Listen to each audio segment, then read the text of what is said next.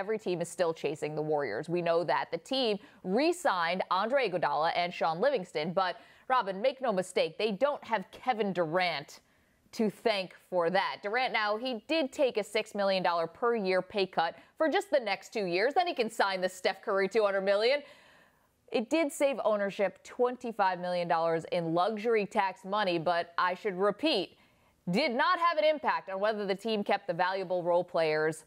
Are you praising Durant, though, for this act of selflessness? No. I mean, I would if it was to bring in other players, if it was the difference between Iguodala being a Warrior or not, because that would have been very interesting if he went somewhere else, considering the flexibility he brings. All this is doing is bringing flexibility to the bank account of ownership. I saw a lot of takes over the weekend, considering Kevin Durant's a Roc Nation employee or a Roc Nation client, and Jay-Z's 444 came out. Sort of goes against a lot of the messages in that album right there. But, I mean, Durant can do what he wants. I'm not going to criticize guys for that. But I would consider taking a pay cut in order to facilitate the roster. I wouldn't consider taking a pay cut in order to save a billionaire some bucks. Yeah, since when are we taking the side of management here? I mean, they're fine. The Warriors owners are going to be fine. Obviously, moving into a new arena soon. Maybe could have some personal seat licenses attached to it, which is going to mean even more money there. I mean, there are plenty of avenue streams for the owners to be making money. But if I'm someone like Durant, I almost feel like I need to take as much as I can all the time, especially if it's not going to hurt the roster building,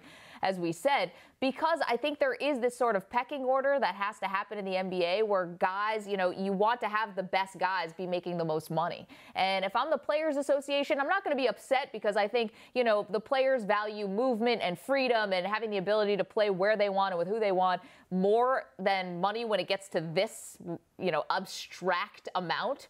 But I still would like to see Durant take as much as possible just because I think it sets the tone for the rest of the league. Let me play devil's advocate to my own opinion.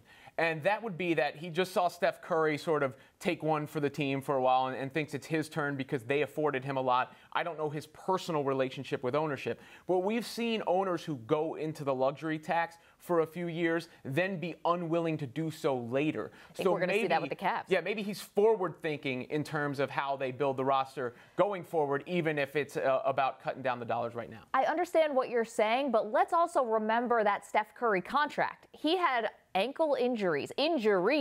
He didn't really have a lot of leverage at the time that he signed that first extension. So I think the team was actually being a little, wait and see on Steph Curry. That's why they didn't give him the max money. Of course, then he goes on, wins 2 MVPs, becomes the face of the league or one of them, and now he's owed $200 million. I mean, personally, I don't think there should be a salary cap at all, but that is a conversation for another time. Eliminating the max contracts, I think, would be the best thing because that would stop the super teams, but also allow the best players to be paid according to what they deserve to make.